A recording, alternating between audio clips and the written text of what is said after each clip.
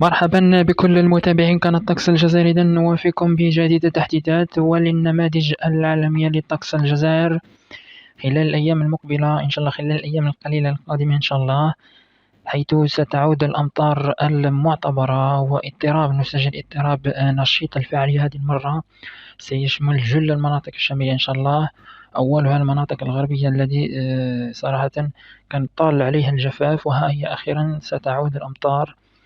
يعني جل المناطق الغربية يعني بالتفاصيل، يعني بكل المناطق الغربية إن شاء الله، باضطراب سيكون إن شاء الله يوم الأربعاء 17، ثم يوم 18 19 اضطرابات يعني عديدة ستكون تشمل جل المناطق كما نشاهد في الصورة. إذن بكميات معتبرة خصوصا المناطق الغربية كما نشاهد في الصورة، يعني تحديثات رائعة إن شاء الله. إن شاء الله تكون ثابتة هذه التحديثات إن شاء الله. عند اقتراب المدة سنوافيكم بالولايات والمناطق.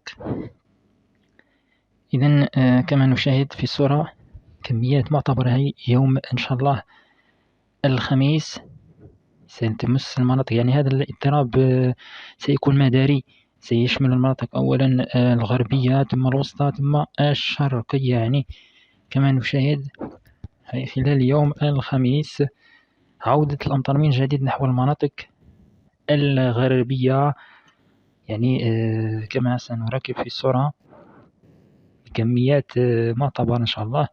هي كما نشاهد عن المناطق الوسطى خلال يوم الجمعة 19 بكميات كذلك معتبرة على المناطق الوسطى والشرق، يعني الشرقية إن شاء الله.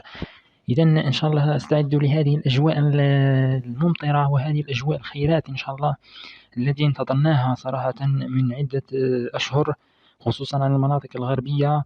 أخيرا تعود إن شاء الله الأمطار والغيث النافع إن شاء الله.